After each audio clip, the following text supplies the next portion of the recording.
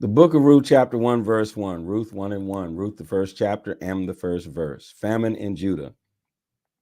Long ago, during the time the judges ruled, there was a famine in the land, and a man named Elimelech left the town of Bethlehem in Judah.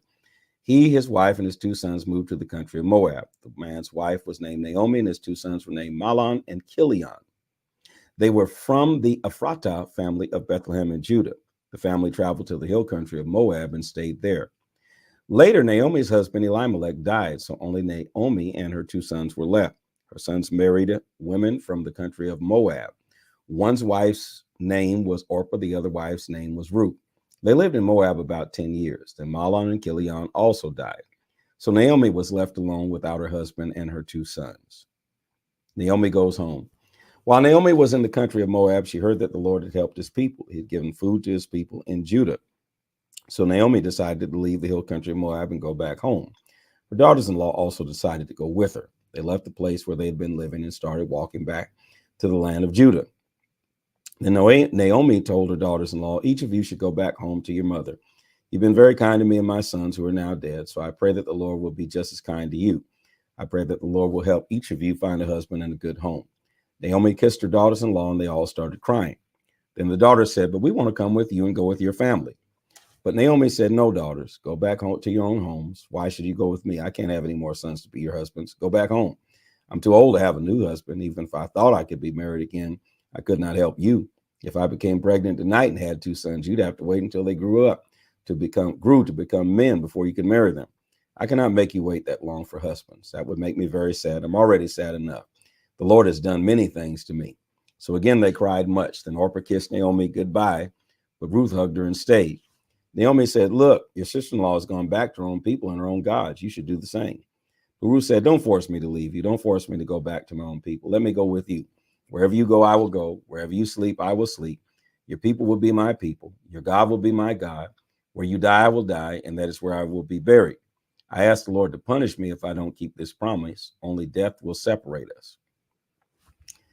That's quite clingy. The homecoming. Naomi saw that Ruth wanted very much to go with her, so Naomi stopped arguing with her.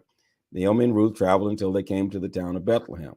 When the two women entered Bethlehem, all the people were very excited. They said, is this Naomi? But Naomi told the people, don't call me Naomi. Call me Mara. Use this name because God All-Powerful has made my life very sad. I had everything I wanted when I left, but now the Lord brings me home with nothing. The Lord has made me sad. So why should you call me happy? God All-Powerful has given much trouble to me. So you know what? So Naomi and her daughter, I guess people said, forget it then, and they shut down. So Naomi and her daughter-in-law, Ruth, the Moabite, came back from the hill country of Moab. These two women came to Bethlehem at the beginning of the barley harvest. Ruth chapter 2, Ruth meets Boaz. There was a rich man named Boaz living in Bethlehem. Boaz was one of Naomi's close relatives from Elimelech's family. One day, Ruth the Moabite said to Naomi, I think I will go to the fields. Maybe I can find someone who will be kind to me and let me gather the grain they leave in their field. Naomi said, fine, daughter, go ahead. So Ruth went to the field. She followed the workers who were cutting the grain and gathered the grain that was left. It happened that part of the field belonged to Boaz, the man from Elimelech's family. Later, Boaz came to the field from Bethlehem and greeted his workers. He said, the Lord be with you. And the workers answered, and may the Lord bless you. Then Boaz spoke to his servant who was in charge of the workers. He asked, whose girl is that? The servants answered, she's the Moabite woman who came with Naomi from the country of Moab. She came early this morning and asked me if she could follow the workers and gather the grain that was left on the ground. She rested only a short time in that shelter. Then Boaz said to Ruth, listen, child, stay here in my field to gather grain for yourself. There's no need for you to go to any other field. Continue following behind my women workers. Watch to see which fields they go into to cut the grain and follow them. I've warned the young men not to bother you. When you're thirsty, go and drink from the same water jug my men drink from. Then Ruth bowed very low to the ground. She said to Boaz, I'm a foreigner, so I'm surprised you even noticed me. But mercy, Jesus. Boaz answered her, I know about all the help you've given to your mother-in-law, Naomi. Bet you do. I know you helped her even after your husband died. And I know that you left your father and mother in your own country and came here to this country. You did not know anyone from this country, but you came here with Naomi. The Lord will reward you for all the good things you've done. The Lord, the God of Israel, pay you in full. You come here to him for safety, and he will protect you.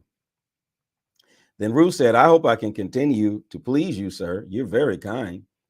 I'm only a servant, and not even one of your servants, but you've said kind words to me and comforted me. I see now. At mealtime, Boaz told Ruth, come and eat some of our bread. Here, dip your bread in our vinegar. So Ruth sat down with the workers. Boaz gave her some roasted grain. Ruth ate until she was full and there was some food left.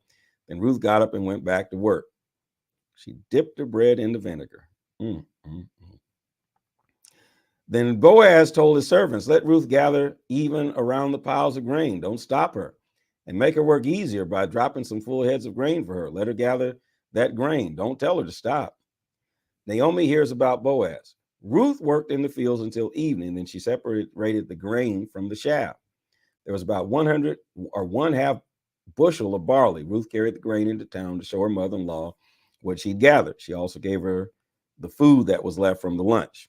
Her mother-in-law asked her, where did you gather all this grain? Where did you work? Bless the man who noticed you. Then Ruth told her who she had worked with. She said, the man I work with today is a man named Boaz.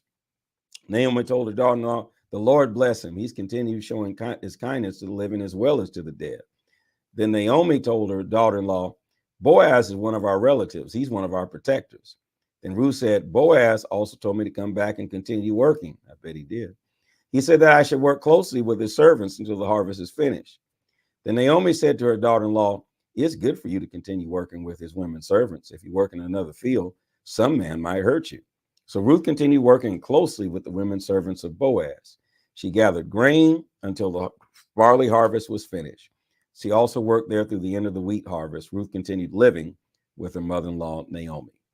This is the word of the Lord. Place those words in the comment section and be sure to follow, like, share, and subscribe and encourage others.